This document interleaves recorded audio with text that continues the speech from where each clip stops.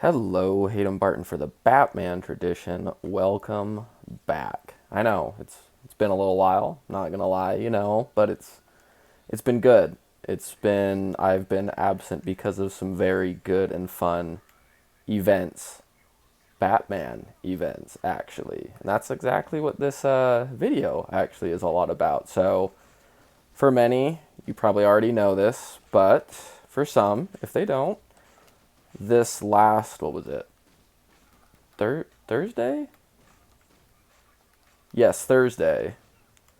They did a AMC specifically did a re-release of the Robert Pattinson The Batman film in theaters, which surprisingly enough, I figured that most people would know, especially if you were sort of into this fandom or this world, but it turns out a lot of people were actually kind of surprised by it or didn't know until after the fact, as I found out from how many people, as we were leaving the theaters with our popcorn buckets, posters, and cups and whatnot, were all asking what we were doing, what just came out. Oh, it's a Batman film? Is it a new Batman film? And then we proceed to say no.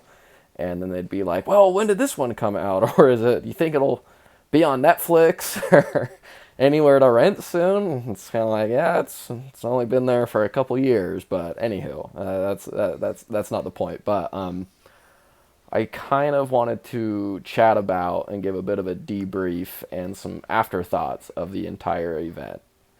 So it was a bit of a surprise. I don't think they announced it till maybe a week or so beforehand. Maybe I could be wrong, but it was a huge deal, especially if you loved that film. And now, obviously, every Batman fan has their favorites, their non-favorites. Some people, there's a few that they absolutely despise. There's not any of that for me, but if you're a fan of this one, obviously it's a huge, massive deal. And I will honestly say, going and seeing it the first time around, which when the film first came out, I saw it. I was trying to rethink this. I believe I saw it 7 times. I went to an early screening in Las Vegas, actually, which I believed it was like a 2 or 3 day early screening, fully packed theater. Everyone was a fan. Some people were dressed up. Everyone was in their Batman gear. Like, such a cool experience. And then I proceeded to see it the following day when it actually opened up. I wanted to go see it because the first time we went and saw it too, we wanted to go see it in like a really nice IMAX theater, obviously, because that's the way you want to do it for big movies like that. And then the following times, it wasn't in Las Vegas, but I proceeded to go see it, with a few friends, few family members, and others like that to kind of, obviously it's cool to go see it again, especially if you like it, like any movie. But then, going and seeing it with people for the first time and getting to hear their reactions and what they thought, and if they liked it as much as you, or surprisingly, if they didn't like it, which those people are all wrong, but that's besides the point. And obviously it's cool. It's fun. I remember when Matt Reeves released I think the last time I saw it in theaters before, like, it was done, I was literally walking out of my last showing and Matt Reeves had just tweeted the Joker deleted scene that, he had teased for so long. So I remember, like, almost running back into my car so I could sit down, open it up, and, like, watch it. And so that was kind of cool because, like, leading right off of it, that timing was really nice.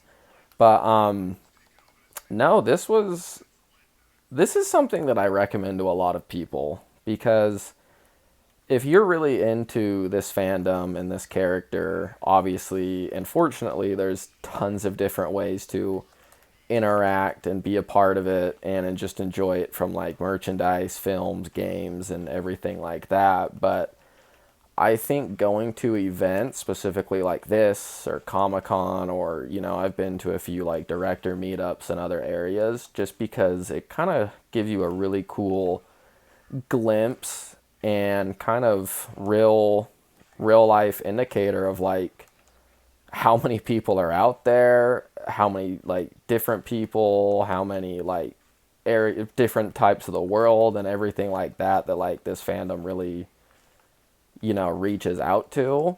Because it was so surprising, just walking in there and just seeing how many people and how many different styles of fans were all there to celebrate this film. Like, you have the more like, fortunately, I gotta admit, I didn't dress up or wear anything. I just was wearing normal clothes. But it's so fun seeing the people who go all out for these events. Like, obviously, there were people wearing like Batman shirts and kind of little things there, shoes and everything like that, hats maybe. But then it's so fun seeing the diehard people. Like, there was one person who came out in like a fully glossed, like Adam West style Batman suit, like full on, fully dressed. Like, you could tell he was so excited to be there and so happy to be there, and just was having the absolute time of his life. And it was it was just so entertaining to see.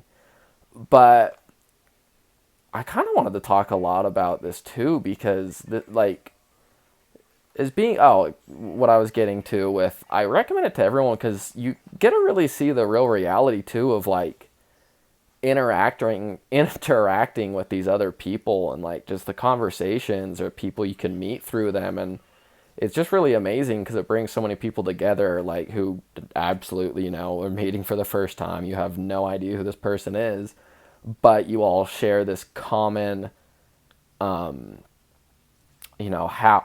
passion, like, whatever you want to call it, from one character that brought you into this same spot. And I don't know how many people at mine traveled very far. I had to travel about an hour and a half, almost 2 hours, to get to the theater that would show it here, because there weren't any AMC theaters where I live that would show it, but I really wanted to go, so it was cool, right?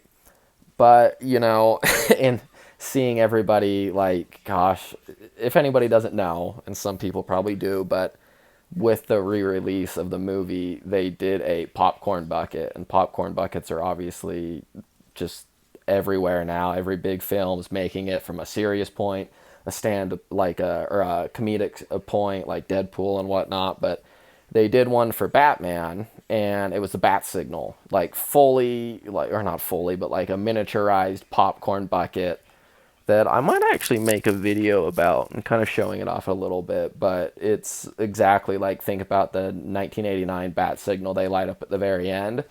It looks like tit for tat, just like that. I didn't mean to rhyme like that. God, I just did it again. But it lights up and everything. It's absolutely like unreal. And I think that's what drew a lot of people to go see this too, whether you were a fan or a collector or even some scalpers, which I'll get into here in a minute. But I cannot tell you how like nerve-wracking it was that if you wanted that freaking popcorn bucket, because I was under the impression that they were only going to release it like, because of what it was there for the film. I figured that it was only going to, like, they were going to start selling it when we all showed up to the film. But that was not the case. Apparently, come the start of the day, they were just selling it all day. So, we got there and I was like checking Twitter and online, just seeing how many people were saying, like, yeah, I got there and it was all sold out. Like, people were waiting in line just to grab the bucket. People were grabbing like tons of them. They sold out within like a few minutes. Like, it was, so that was like, kind of nerve wracking, because it's not that I would have been upset, but I definitely would have wanted to get said popcorn bucket, obviously, if you can. Fortunately, I did. But I mean, I can't, you can't even imagine, because when everyone lined up, they bought these buckets and they treated it like a holy grail, like it's supposed to have popcorn in it. Nobody wanted popcorn in it, because it has the light in the middle. They don't want anything, the butter getting into it, any issues. Like, people were like all like treating them like they were gold, like trying to protect them and whatnot, because they are big. I mean, I gotta be honest, they're like popcorn buckets, but if you just sold them anywhere else, like, they do not look like popcorn buckets. But I mean, it's absolutely unreal too. It, like, when it lights up and shoots the symbol, it's not like a tiny little cheap looking symbol. It's like we were shining at my garage, and it lights up the entire like roof of my garage. Like, it is massive. I kind of want to go out and shine it outside and see, what it what it looks like, right? I even saw a few people at the end of their screenings. I don't know where this was at, but at the end of the movie, when the credits rolled, they were shining it all, like everyone lit theirs up and were shining it around like the theater wall, you know, like so there's bat signals everywhere. I thought that was pretty cool. I'm pretty sure I saw that Matt Reeves retweeted it. And then along with that too, with the popcorn bucket, and I gotta be honest, this might be my favorite, as cool as the bucket is, but they released a cup. I'm actually looking at it right now. Maybe I'll put this in if I do a video of it too. But it's basically a celebration of Batman just as like, you know, as a character and everything about it. And but it's kind of focused on the Batmobiles per se and the logos. And I don't really know if these type of style of the things have a name, but on each side of the I guess it's at the front, at the very bottom, it says Batmobile and like the red, very classic comic coloring. It says Batmobile made in Gotham City. And then it has each like stacked up in twos. It shows each bat signal. But then as you rotate the cup, the bat signal rotates to the Batmobile. So like right now, just I'm looking and right now it has the bat, like Pattinson's the Batman and Affleck's BVS Batmobile, right, with the logos. And as soon as you start slowly rotating it, it turns from the logos into their Batmobiles, and then it goes from Batman Forever, Batman Begins, Batman 89, Adam West, Batman and Robin. I actually didn't notice that the Batman's on there twice. Huh. Interesting. But anywho, like it's got such a classic, like comic bright old school colors to it, like golden age colors. And there's something about it I just really like it. It's just I don't know. It's just what I like, right? But the showing itself, though, as I said, I had seen it, you know, 6 or 7 times in theaters beforehand. But oddly enough, I mean, I don't know if I could ever say it beat the first one, because going and seeing it for the first time when you've never seen it is like a surreal experience, because you're experiencing everything for the first time. But I will say, because one of the main attractions of this one was it being in Dolby, right? So AMC, the Dolby theaters they have, so the sound, Dolby sound and everything is just like their big speciality. And I've got to say, like, I hope to God they re-release this again so anyone who didn't get a chance to go could go see it again. But that sound in that movie was unreal. Like, as most people know, if they saw it in the theater, like, they'll always say, like, you know, do that when the Batmobile started up, you know, it was insane, which they're right. And so even me, like, expecting it to be like that, right, with that loud, crazy, shaking the theater feel, I don't even know if I could detail it and do it justice. Like, when that scene came on, how loud the theater and the shaking was. Like, it was so cool. Like, it honestly was such a crazy, surreal experience. I almost felt like I was having the experience of seeing that scene for the first time. And with how big and like wonderful and nice the screen was, like, it was unreal. Like, you know, I don't even know how many times in total I had seen that film, because I've obviously watched it a bunch, like at home. I think, and just by watching little clips here and there, you know, you hop on YouTube and casually just start going down that rabbit hole. But that experience and seeing it in that theater with how nice it was in the sound was like just an awesome, awesome experience. I'm really happy they did it. I think, you know, just giving us, because like it's been a long while and it's unfortunately probably still going to be a while until we get a new film. So doing this, I think just, you know, gives us fans something to kind of, you know, look forward to, kind of look back as well and enjoy and remember and like celebrate those events again.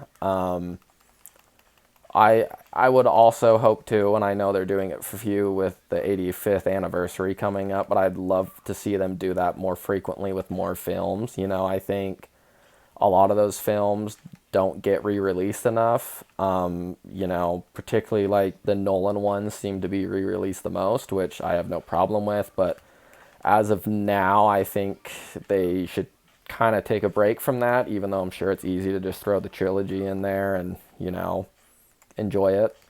But I would love to see them start doing that more, especially with like the older films. Like I saw that they're doing Batman Forever for the 85th anniversary, which I think is awesome because, that one often doesn't get talked about a lot. I feel like people who do enjoy that film quite a bit. It definitely has its fans, especially with all the talk about the Schumacher cut eventually coming out or people trying to get that. So I think that's cool.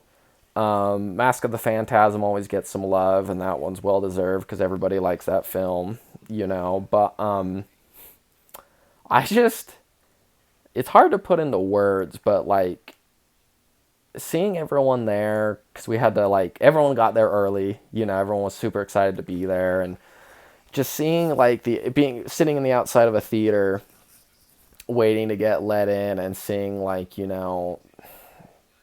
over 50, 100 people all lined up in an auditorium with Batman popcorn buckets, their cups, t-shirts, dressed up, all super just excited to go there was just so cool. And especially, it's surreal to think that it's been a movie that has been out for, how many years now, that those people all could have just chose to stay at home, save money, and watch it at their house and, not have to deal with everything. But I think it shows a lot how many people decided to show up and go see it in a theater when they didn't need to. And I checked this, and I'd recommend, other people check this out too, just to see how big this is. But it wasn't just my showing that was sold out too. Like, from what it looks like, it was pretty sold out all throughout every area that was doing it. Like, I honestly didn't see anyone claim that, they had a lot of empty seats or it was vacant. Like, it seemed like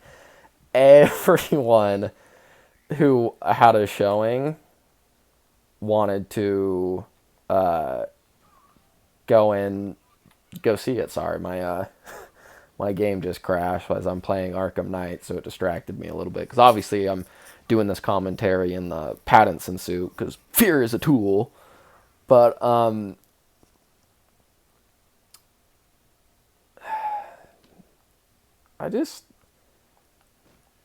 want to try to do this more with this channel, because I see that a lot of comic talk and movie talk, game talk, everything around Batman tends to not always be, but I think it involves a lot of content creation around comparison, or pointing out flaws here or there, why this person got it, why this director got it, why this actor got it, why this one didn't.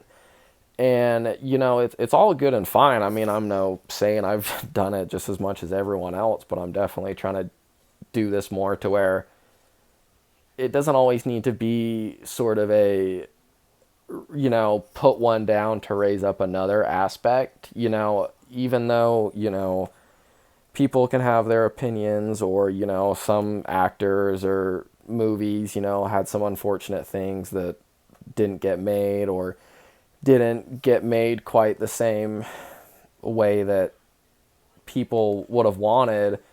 But I think in the long run, though, too, just looking outside of that and just being a fan, just going out and enjoying this character, I just want to talk more about that and the celebration of, it's okay for people to have a favorite. It's okay for people to really, really love one and then potentially not love or disagree with, some other things. I think that's all good and fun. I mean, DC fans tend to sometimes get really into those conversations, which is totally fine. But I just think this event was really fun just to go to, and it would just see the character done as a celebration, and people just going out to enjoy it and have fun and enjoy just seeing a Batman film in theaters again. Because like I said, it might still be a while from when. So some people might not have saw, but Matt Reeves finally kind of spoke on this a few days ago on Twitter and said that they're still working on it, because he was, which I got to give credit. This was really cool. during that re-release, if you go look at his Twitter feed, Matt Reeves's, he was aware, obviously, that that film was coming out again and re-released. So, I mean, he went out and, like, was just, you know, tweeting, responding, and liking, like, everyone's photos that were out going and having a good time. Like, saying, you know, I'm happy you guys got to be there. It's super cool. I love that you guys had seen it. Or thanks for showing up. Like, it was such cool. Like, I'll be honest, it was happening so much that if you, like, made a tweet with the hashtag the Batman or tagged him in it, there was a very high chance that you were going to get some sort of interaction with him. Like, I did it, and he liked mine, and he's actually liked a couple of mine over the course of just talking the films and everything like that. And I think even the smallest ounce of interactions like that really mean a lot for a lot of fans. You know, you don't always get those type of interactions with Hollywood or Hollywood actors or Hollywood directors. So, you know, having that, especially running off the, you know, the dopamine rush of getting out of the theater and seeing it and all that great sound and how good it looked again, like, it's just really cool to see. And, you know, I love or hate, you know, the direction of where Batman's going at the moment, which, like I said, I'm a fan. I wouldn't have driven 2 hours to go see this film if I wasn't. And I'll even say, you know, it does some things that I love and some things that maybe potentially I thought, you know, they could do different, or I'm hopeful for, you know, over the time that they could improve on or change or see as the evolution of this Bruce and Batman changes, you know, that could, you know, set up some things and whatnot, which actually just reminded me, because I've been sitting here talking about all this and could not for the hell of me during all this, as I was stressing out, remember what my next topic was I was going to talk about. But when I was talking about the future of this film, it was the Penguin preview they showed us. So, this Penguin TV show, let me tell you guys right now, because I don't believe that the sneak preview has been posted online anywhere, but I really think, as far as a world building tool, a setup for the next film, and just to get more insight into, you know, just this world, which I desperately hope, you know, it gets to be, oh my god, okay, that was a surprise. I desperately hope that it gets to be built up and done to fully as much as Matt Reeves wants to do, because the way that they talked about, so essentially the preview, which I was honestly kind of hoping, like, how cool would it be if they showed us like half an episode or the first full episode, but you know, after sitting in the 3 hour long movie, I thought it might have been kind of a stretch for them to show us like a hour long TV episode, which is fair. But essentially what it was is it was a preview with an introduction from Colin Farrell before the film started, and then after introducing the TV series.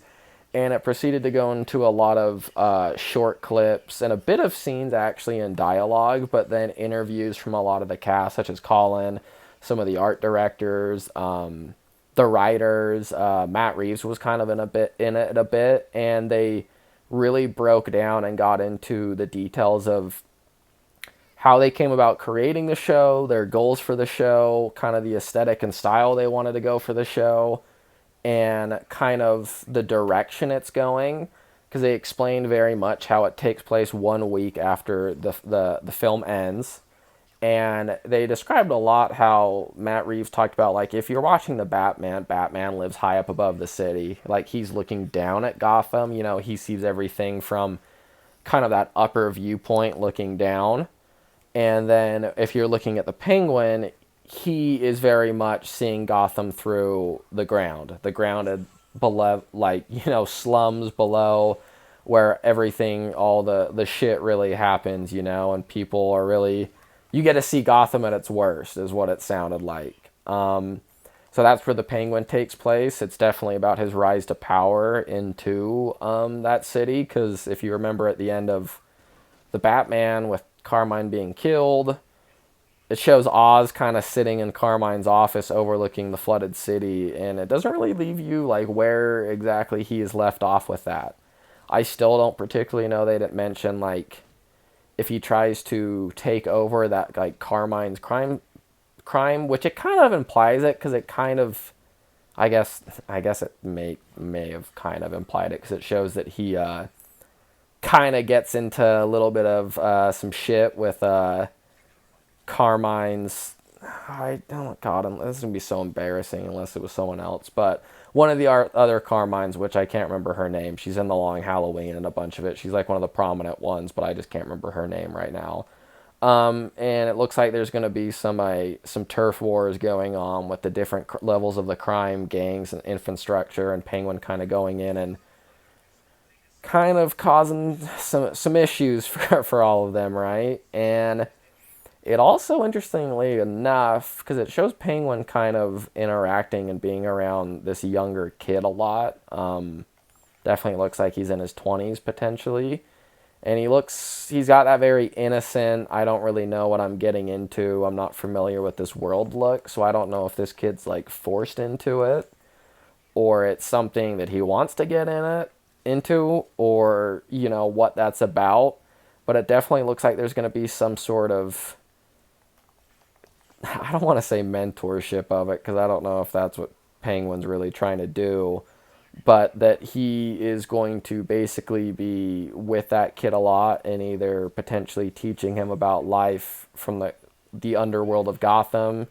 Maybe he'll potentially try to tell the kid not to get into that world. Who knows? But it kind of looks like there's a bit of that dynamic going on with the TV show that could be interesting. I just hope it doesn't fully take away from Colin Farrell, which I don't think it will. But I'll tell you what, one thing that's kind of will be interesting to see, because one of the last clips they showed was God, I can't remember the actress's name, but they introduced the lady who will be playing Oswald's mother in the show. Kind of the classic Italian. I got my ma, but I'm also doing a lot of shady murdering and drug dealings and crimes on the side. But it's definitely not relayed as he keeps that a secret from his mother. Like, if anything, his mother is one of the biggest supporters. Like, the scene is basically that we saw was her basically telling Oswald, like, this city is yours and this is what's going on, and right now it needs like someone to basically be in charge. And she's like, so what are you going to do about it?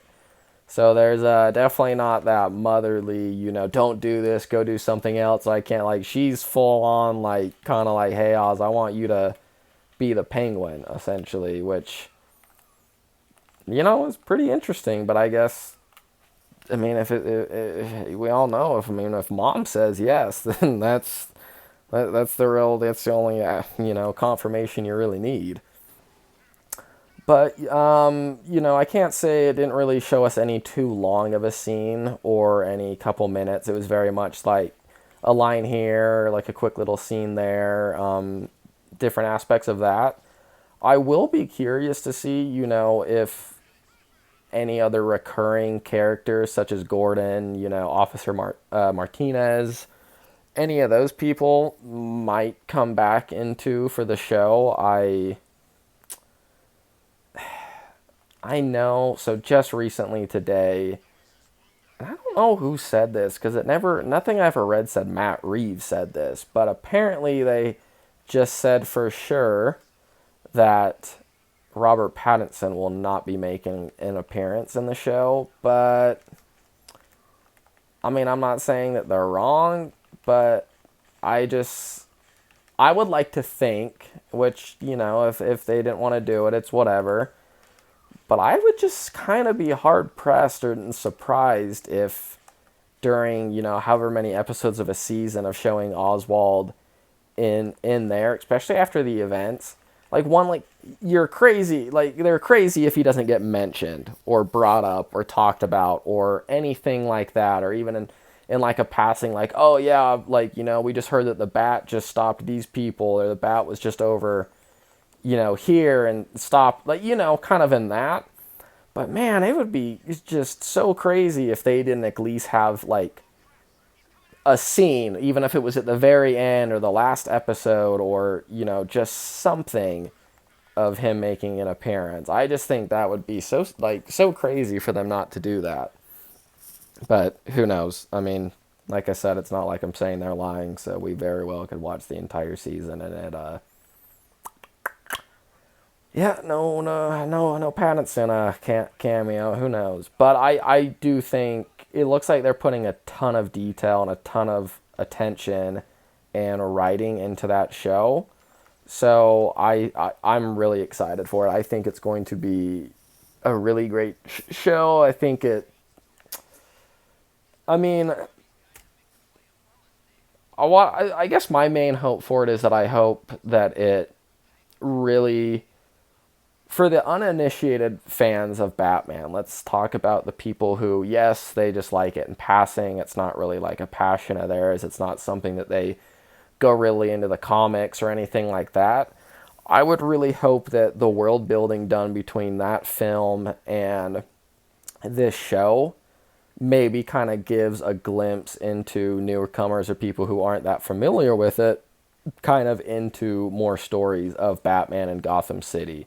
Especially if they get into the crime family area, like not a lot of the films have touched on that. Like the Nolans, had Maroni and whatnot, but it was kind of, more in the background or not talked about as tons. So I think this would be kind of cool, even if it's kind of an interpretation, maybe it's not exactly how it was done in any of the stories or comics. Just kind of giving, more opportunity and more outlets for people like that to kind of experience it and get more into that world and enjoy it. I think it's just a good opportunity for new people, recurring fans, and everyone like that just to kind of get involved and enjoy it. And like I said, I hope this continues. There's always a lot of talk going on with the new DCU, if maybe this universe won't carry on for too long, or maybe they'll, kind of scrap some of the projects and kind of get, however many films they're going to do with Pattinson over and then kind of move on. But I would like to think, that they'll still push into more series and other film, because I feel like this world and what Reeves is building really has, 2 feet of its own to stand on and be very successful, especially from, how many fans gravitated to go watch it and join and go celebrate it, that the audience is definitely there and they definitely want to have more from this world. So, I would really, I know in the early interviews, Pattinson talked about that he's talked about with Reeves doing a trilogy. But then he's also spoken that he would be happy to play the character as long as the fans would want him to, which I think is such a fun answer, or a great answer, because as many people know, a lot of the best great stories of Batman's DC run, sometimes involves the character going through a lot of development and evolution and kind of crucibles as a character to get to those points. Take it, the death of Robin, and then going into like the death of Jason to Under the Red Hood, any storyline with Damian, the formation of Dick, like adopting Dick Grayson, him being Robin, and then going into becoming Nightwing. Like there's just some aspects that take time, introducing the storylines of Talia. You could introduce, the Batman mentions a lot about the Elliot, so the Hush storyline is definitely could be adapted to some point. Like there's a lot of like rich lore, I think, built up that if you were allowed to like, hey, instead of let's just do a trilogy or let's plan for this, if we're like, hey, you know what, like let's build out an entire Matt Reeves Batverse like story or like world through multiple films and TV series that we could like really build this character up. I would really like to see that eventually. I have nothing against trilogies, but I feel like, and I'm not trying to do a Marvel comparison whatsoever, because I don't think DC should copy Marvel at all. I think the times that they've tried just obviously hasn't worked out for them. But take it per se how long some of those characters have now played, or take it how long some of those actors have then played those characters. It just, think about how many stories they've been able to tell because of like how long those characters have had the development and character growth and everything like that through playing it for so long. And I think Pattinson's could have a great run at that. I do think though that if they're going to, and I completely respect Matt Reeves for doing this. I would much rather have a longer time in between movies and him do the best possible movie, he can make of at the time than hurrying and trying to rush him. But if they do plan on doing that, they might need to potentially be able to make these quicker than, every, 4 or 5 years, because, over that time, like, it's crazy. But, Pattinson's obviously already getting older, and they all are, so it's going to be, just over time, the time catches up, so that it'll be hard. But, yeah, that's just kind of a little recap of everything from that weekend, and going out and celebrating Batman and the character, seeing new experiences, seeing, fans come back and just celebrate it. Obviously, I'm hoping for more of that with the 85th anniversary coming up. I know that they announced that they're going to bring back Batman Forever, Batman 89, and The Mask of the Phantasm at AMC theaters too. I don't know if there's going to be any more theaters as well, but I just think that's another cool little step into getting, some more celebrations from fans and more experiences out for them to go and enjoy. And, I don't know. I mean, I hope there's a couple more popcorn buckets out there to go enjoy. But anyway, that's it for today. So, it's Hayden Barton for the Batman Tradition. I'll talk to you all real soon. Bye.